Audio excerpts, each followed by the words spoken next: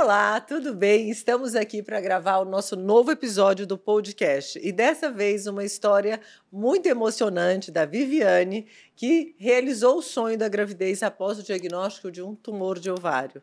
E ela vai estar aqui gentilmente para compartilhar essa história. E aí tem a bebê Olivia, que é o nosso exemplo e a nossa motivação para sempre continuar. Viviane, muito obrigada por ter aceito o convite. Eu sei que você não tinha nada para fazer em casa, porque a Olivia não dá trabalho. Quase nada. Eu estou vendo isso aqui. Tranquilo. Tá ótimo. Vocês estão vendo que tem uma criança aqui e a gente nem está percebendo. Ela está aqui? Não estou vendo. Quase não faz barulho no fundo. Então, me fala, obrigada. E conta pra gente como é que foi desde o início da sua jornada para a maternidade. Bom, essa é uma longa história, né? Aos 28 anos, eu tive um primeiro diagnóstico de endometriose. E aí passei por uma cirurgia, também retirei uma trompa. E naquele momento, a gente já pensava na maternidade, mas ainda não era uma decisão, assim, a gente não tinha tomado a decisão. Estava tentando engravidar antes. Estava tentando engravidar. Quando a gente começou a pensar nisso de novo, veio um diagnóstico de um tumor, era um cisto, né, a princípio, e depois a gente acabou descobrindo que era um tumor em um dos ovários. E aí eu passei por uma cirurgia, precisei retirar esse ovário e fui encaminhada para um oncologista. Tive que passar por uma terceira cirurgia que fez a plástica no ovário que ficou. Então, antes dos 30, eu devia ter 32, 33 anos, eu já tinha apenas um ovário e já tinha passado por 3 cirurgias. E aí, nesse momento, a gente queria engravidar. Uma das questões que apareceu muito forte durante todo esse processo, era o quanto a gente queria ou não manter o meu aparelho reprodutivo para tentar uma gestação. E, sim, a gente queria muito ter um bebê, né? Então, houve todo um esforço ali da equipe para que a gente conseguisse manter o meu aparelho reprodutivo para essa tentativa de gestação. E aí, foram essas 3 cirurgias, a gente começa efetivamente a tentar, depois da alta médica, do oncologista, tentando durante 3, 4 anos, isso não aconteceu naturalmente. Então, o desejo da gravidez, assim, que vocês... Vamos ser agora, foi depois da retirada do primeiro ovário? Foi, exatamente, depois da retirada do primeiro ovário. E era um desejo, mas quando isso não aconteceu de forma natural, iniciou um processo de desgaste, assim, um desgaste meu, um desgaste da relação, do casamento. A gente começou a questionar o quanto isso era pra gente ou não, será que a gente estava no caminho certo? E aí a gente procurou ajuda, a gente foi fazer terapia de casal para entender o que significava essa maternidade, essa paternidade pra gente, o quanto isso era importante e até onde a gente estava disposto a ir para realizar esse sonho. Depois desse processo, a gente entendeu, não, de fato a gente quer muito e a gente está disposto a arriscar mais, a procurar ajuda especializada, e foi quando a gente procurou um especialista em reprodução assistida. O primeiro profissional que nos atendeu não quis fazer o processo, ele entendeu que era muito arriscado por conta do meu histórico e achou que não valia a pena a gente tentar. Gente, a Olivia quis participar da nossa gravação e agora ela está aqui mamando. E aí sim, a Viviane fala pra gente como é que foi. Então, vocês fizeram a terapia, o desejo da maternidade foi depois da retirada do primeiro ovário. Aí você procurou uma assistência médica que preferiu não realizar o tratamento naquele momento. Exatamente, ela ficou muito insegura e achou que não valia a pena a gente tentar. E aí, por indicação do nosso oncologista, nós chegamos no seu consultório. E na nossa primeira conversa, você já foi muito clara, dizendo que assim, olha, é possível, existem chances da gente fazer. É claro que tem uma possibilidade de não dar certo, mas a gente pode tentar, vale a pena a gente arriscar. E foi o que a gente fez, né? Então, partimos para uma primeira tentativa de FIV, isso foi em janeiro de 2020. Fizemos a nossa primeira tentativa. E aí, uma grande expectativa. Quando a gente saiu do laboratório, depois da transferência do embrião, a gente se sente grávida, né? Então, o casal estava grávido, né? O Léo conversava com a barriga, a gente sentia que deu certo, tem um bebê aqui. E tinha toda uma expectativa. E aí, depois de alguns dias, a gente fez o exame de beta e veio a frustração.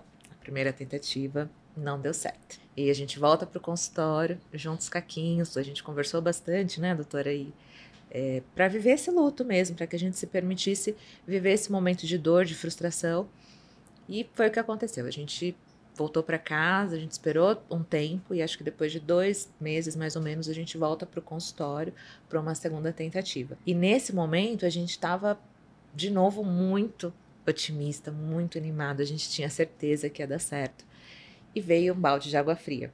Porque quando a gente chegou no consultório para uma avaliação clínica, você identificou que tinha um cisto, que depois a gente veio descobrir que era um tumor. Na ocasião, quando você viu o cisto, já veio a desconfiança de que poderia ser um tumor novamente, de que eu teria que tirar o ovário que restava, então eu só tinha um ovário. E a gente ficou sem chão, né? A verdade é que naquele momento a sensação é de que o chão desapareceu. Eu fui para buscar um bebê e saí com tumor. Então, foi um momento muito desafiador para a gente enquanto casal. Imagino que para você enquanto médica também, né? Em 2 meses, né? Tudo muito rápido, Muito né? Era o rápido. tempo e tinha que respeitar esse luto, porque realmente é um luto. Quando a gente conversou sobre isso, tudo, eu voltei para casa e a gente tinha marcado uma consulta de retorno para iniciar o congelamento dos embriões, porque se eu tivesse que tirar o ovário, a gente precisava congelar os embriões antes de tirar o ovário. E eu volto para casa e eu decidi que, assim, não quero, não é para mim. Né? Eu falei, não, é o universo dizendo assim, olha, não faça, porque você não deve ser mãe. Você não... O que passava na minha cabeça era isso, assim, eu não nasci para ser mãe, porque o universo está me dizendo mais uma vez, olha, você está doente, você não pode gestar. Esquece isso, não é para você. E era essa sensação que eu tinha, de que assim, eu estava nadando contra a maré. E nessa hora eu volto pro seu consultório para dar essa devolutiva, para dizer assim, olha, eu não quero. E eu lembro que você pegou na minha mãe e falou, não, você vai fazer, você precisa fazer. É sua única chance de gestar um filho seu biológico, né? Então, acho que a sua experiência, a sua confiança ajudaram muito nesse processo, no sentido de me apoiar, de me dar essa luz que eu precisava, essa força que eu precisava. Você quase me derrubou esse dia. Que eu não tinha. Como assim você vai desistir? Não tá entendendo, aqui ninguém desiste. Assim, eu acho que o engravidar por si só já é muito complicado, porque tem um imaginário popular de que é só você relaxar, é só você ter fé, né? E aí você começa a se perguntar em algum momento que assim, eu não tenho fé suficiente? Será que eu não sou boa o bastante? Será que eu não estou relaxando bastante? Né? Porque não acontece comigo, todo mundo engravida à minha volta e eu não consigo. E às vezes não é uma questão de fé, não é uma questão de relaxar, é uma questão do corpo, né? É um tratamento, né? Na verdade, é uma doença que precisa ser tratada. E às vezes o fato de falar, não, eu só não engravida. Não, só não engravida, isso é muito. Isso tem um impacto emocional muito grande e é muito minimizado, né? Uhum. Tanto é que nos seguros de saúde mesmo, quando a gente coloca o diagnóstico de infertilidade, vários exames não são cobertos. Uhum. É como se não fosse uma doença, né? E isso naturalmente foi ganhando espaço e foi ganhando autorização para reverter esse quadro. E não é menos importante. O que você falou sobre o luto, não é menor a dor de quem aborta, de quem perde um filho, e de quem menstrua num processo desse. E é muito injusto falar para uma tentante que é porque ela está ansiosa. Muito. Porque quem é que não fica ansioso tentando engravidar, não é? E aquele dia foi impactante tanto para mim quanto você, porque de verdade, né, preciso desenvolver empatia, mas também eu acho que a palavra certa é ter compaixão, porque eu não tinha como me colocar no seu lugar, mas olhando o quadro e vendo que tinha folículo, não dava para desistir aquela hora. Né? E eu tenho que te conter naquele processo. Eu tenho que chamar o Léo para poder fazer uma contenção da pessoa, porque tinha que prosseguir. E aí me conta, graças a Deus a gente não desistiu. Não desistimos, eu fiz a cirurgia, eu primeiro congelei os óvulos, né? Os embriões, e aí depois a gente partiu para uma cirurgia para retirar o cisto, e de fato era um tumor. Então, eu tive que aguardar um período aí de 6 meses para retornar para uma nova tentativa.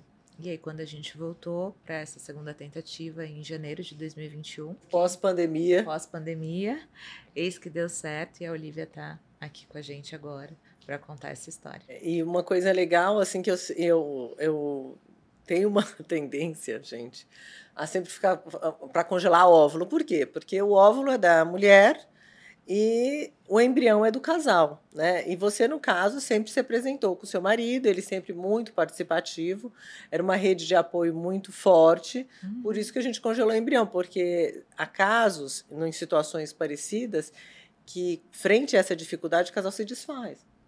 Então, é preciso ter muita certeza nessa hora se vai ser óvulo ou embrião. E, ao mesmo tempo, é muito delicado para mim, o casal na minha frente, e eu pontuar essas questões. Mas, quando eu sinto que tenho, eu enfatizo isso, porque, às vezes, tem alguma coisa que a gente, estando de fora, percebe que o casal mesmo ainda não está se reconhecendo, né? Então, só porque quem está vivenciando essa história também é uma opção.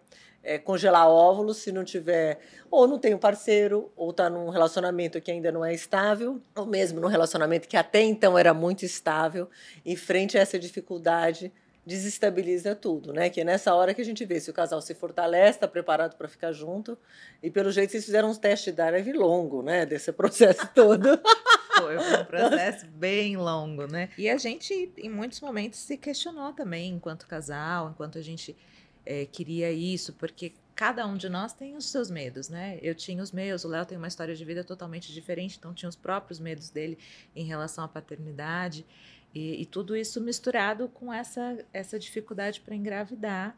É óbvio que em muitos momentos a relação balançou, e acho que a terapia foi fundamental para que a gente entendesse isso, para que a gente conseguisse, de fato, entender essas emoções todas, o que era de cada um, o que era nosso enquanto casal, e como é que a gente podia lidar com isso, né? E eu acho que é importante o seu depoimento, depois de uma história como essa, e ter tão jovem, né, ter o diagnóstico de tumor, ser submetido a várias cirurgias, e depois uma outra cirurgia que se impacta na produção de óvulos, em toda a produção hormonal da mulher, ter coragem de prosseguir, de estar aí, e ter sempre o seu marido nessa rede de apoio. Eu brinco sempre falando que o marido é bem-vindo porque ele tem espermatozoide. Porque só com o óvulo, que eu valorizo tanto, a gente não consegue fazer um embrião.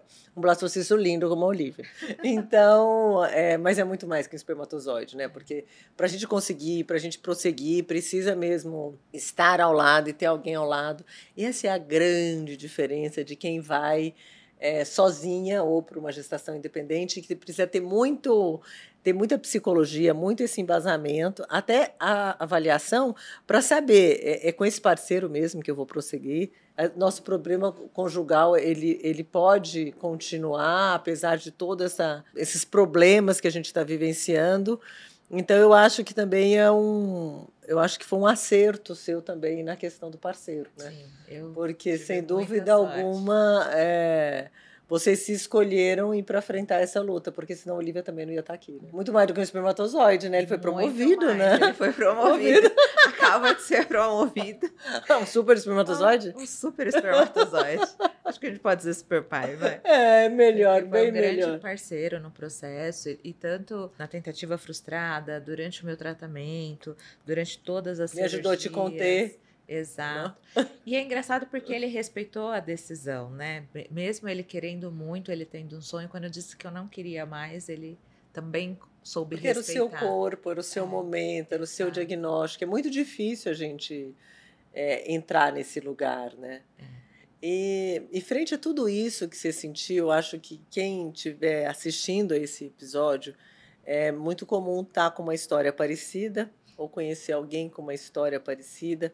Então, por mais que a gente tenha que respeitar essa dor, quais seriam as suas palavras para a pessoa que recebe um diagnóstico de um tumor, que corre o risco de ter uma recidiva, por outro lado? Onde ter força? Onde se embasar para prosseguir como você? O que você falaria para essa pessoa?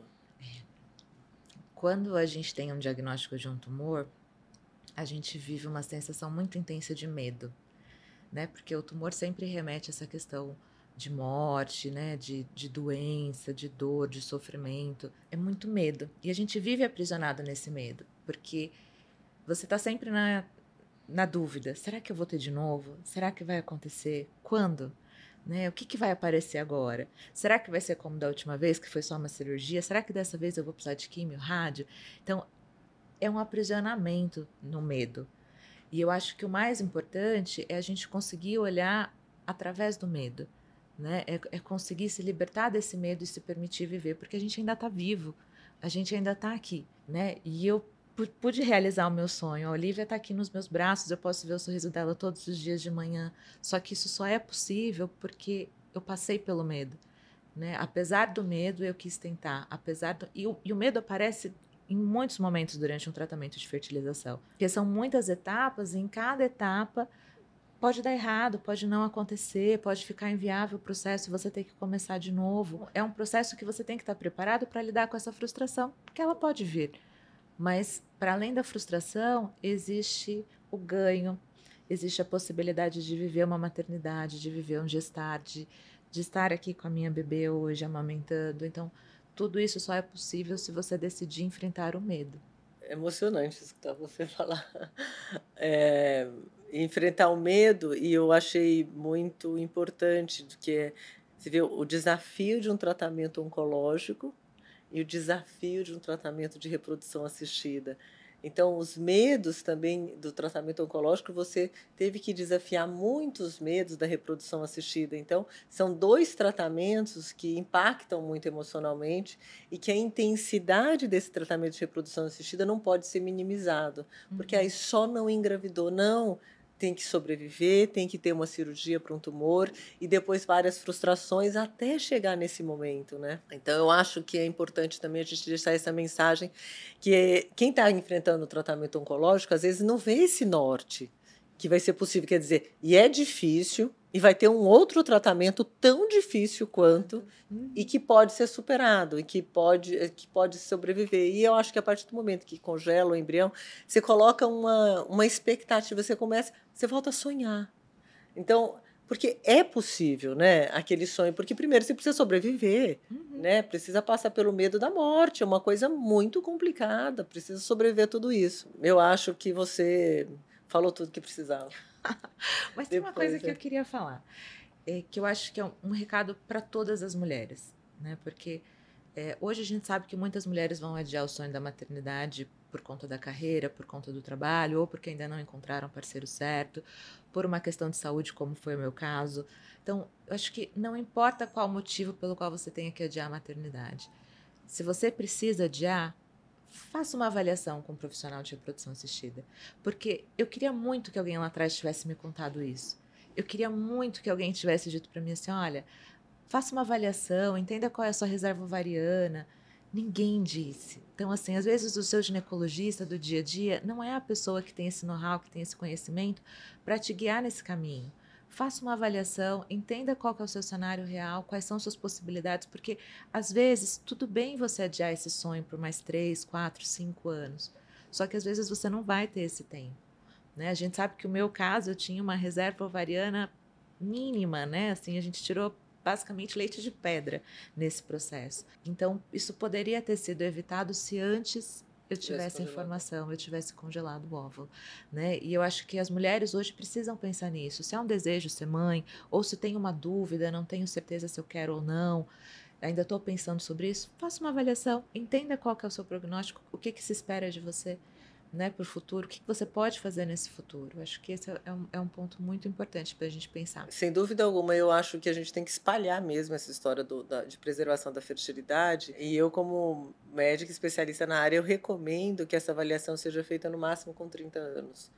Porque você teve o seu diagnóstico com 28, mas a gente ainda pode. Então, eu acho que a partir do momento que tem e não precisa ser só esperar com 30. Então, a partir do momento que tem um diagnóstico de endometriose, de um tumor, de qualquer cirurgia que seja feita na pelve, então útero, ovário, eu acho que vale a pena pausar. Então, eu faço congelamento de óvulo em meninas de 20 e poucos anos que têm um tumor.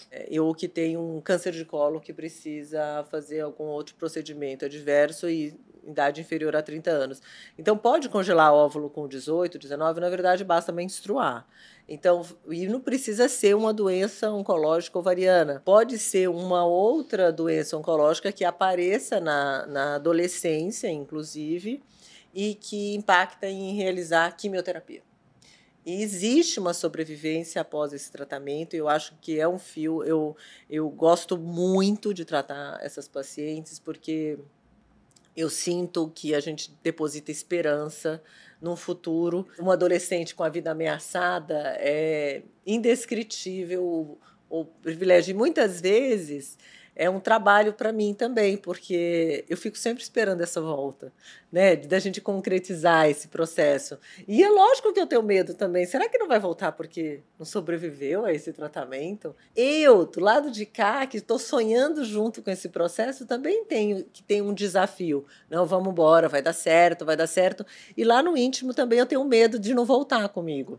De não voltar, não comigo como médica, mas para não resgatar esses óvulos e realizar esse sonho. Então, da mesma forma que a paciente tem medo, e é lógico que é ela que está enfrentando o tratamento, eu também tenho.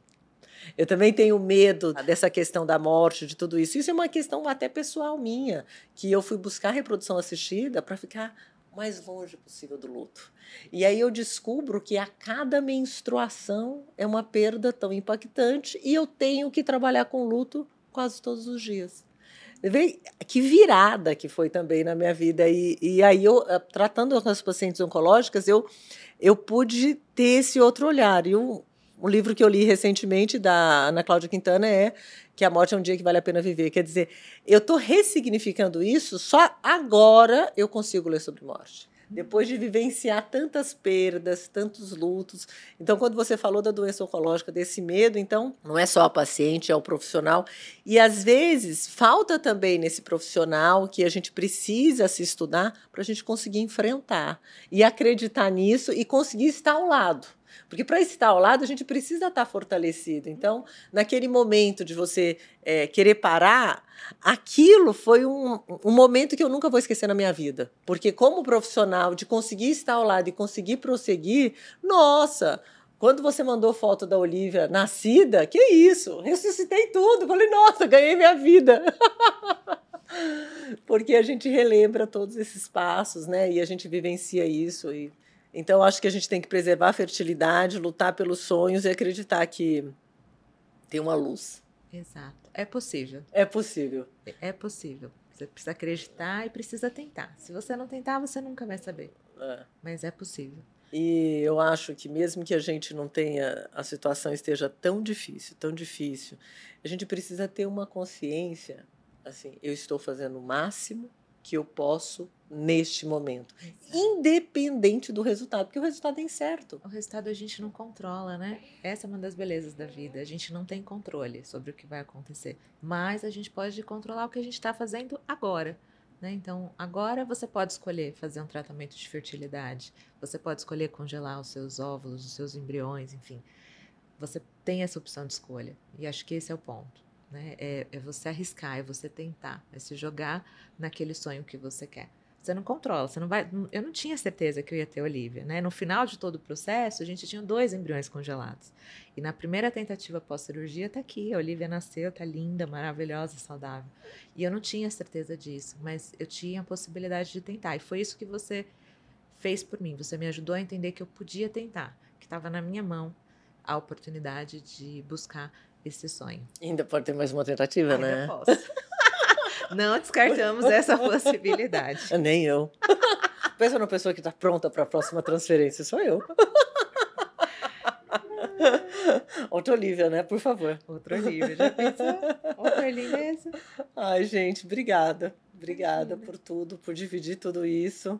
E a Olivia aí participando. E a prova viva de que sonhar vale a pena e lutar vale mais ainda. Obrigada. Vocês podem assistir os nossos episódios em todas as plataformas. Tem um monte de depoimento gostoso. Agora esse aqui, especialmente emocionante. Estou aqui, ó, com a voz embargada. Obrigada por acompanharem até aqui e até o próximo episódio.